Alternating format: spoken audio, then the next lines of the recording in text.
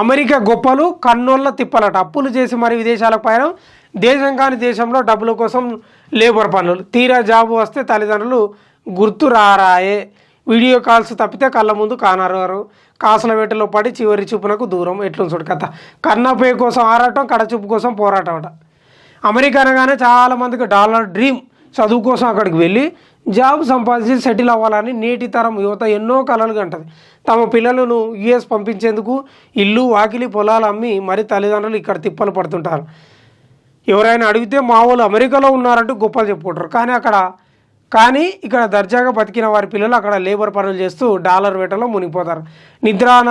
నిద్ర ఆహారాలు మాని యాంత్రిక జీవనం గడుపుతుంటారు. తీరా మంచి జాబ్ వస్తే ఇంకేముంది, ఊరు రావడానికి కన్నోళ్ళని పలకరించడానికి టైం ఉండదంట.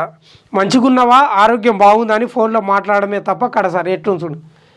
అమెరికన్లే ఉండాలండి చదువు, నాకు అర్థం కాదు. అంటే ప్రభుత్వాలు కూడా వైఫల్యం చెందినట్లే. మరి కొందరు తల్లిదండ్రులు అయితే గొప్పగా చెప్పుకుంటారు, మా కొడుకు అమెరికా పోయిండని. ఆడ పోతే ఇంకా చేసే పనులన్నీ రేపల పనులే, పెట్రోల్ బంకు, షాపింగ్ మాల్లు, అవి చిన్న చిన్న షాపులు ఉంటాయి కదా, షాపుల పనులు అవి ఇవి చేసుకొని వాళ్ళు బతుకుతున్న పరిస్థితి ఉంది. ఇక ఈడనేమో ఇక నరుకుతారు, ఇంత పొడుగు అంత పొడుగు మావాడు అమెరికా పోయిండే పడి. ఇక పోయినాక కూడా వీళ్ళు ఎట్లా పంపిస్తున్నారు తల్లిదండ్రులు, ఆ ఇల్లు అమ్మి, ఆ భూములు అమ్మి, అవి అమ్మి ఇవి అమ్మి పంపిస్తున్నారు. ఇక ఆయన పోయి సంపాదించేదేందో లొటపీస్ ఏముందో తెలియదు. కానీ ఇక జాబులు వచ్చినాక లేకపోతే ఇంత ఉపాధి దొరికినాక ఇక తల్లిదండ్రులతోటే మాట్లాడరంట. అంతా అక్కడ అలవాటై చచ్చిపోయినా కూడా రాని పరిస్థితి ఉందంట.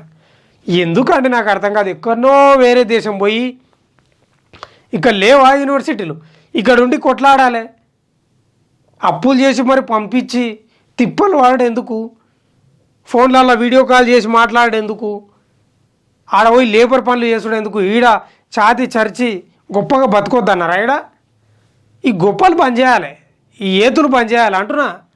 మావాడు అమెరికా పోయిండు, అమెరికాలో చదివిండు, నరికిండు, పొడిచిండు అని ఏతులు పని చేసుకుంటే బెటర్. ఎందుకు ఈడ లేవా, టెక్నాలజీ లేవా? చెప్పాలి ప్రభుత్వాలకు విన్నవించాలి, ఇట్లా కాదు ఇట్లా చేద్దామని. ఆడ పోయి ఉత్తదే డాంబికాలు తప్ప ఏం లేదు. అంటే ఒక రకంగా మన తెలంగాణ భాషలో ఏతులకు అమెరికా పంపిస్తున్నారు చాలామందిని. అందరిని అంటలేను, కొందరిని, ఒక 50% ఏతులకు పోయి ఇంకా బొక్క పొరలో పడుతున్నారు. గట్లా ఉంది పరిస్థితి. రైట్, ఇంకేంది చూద్దాం.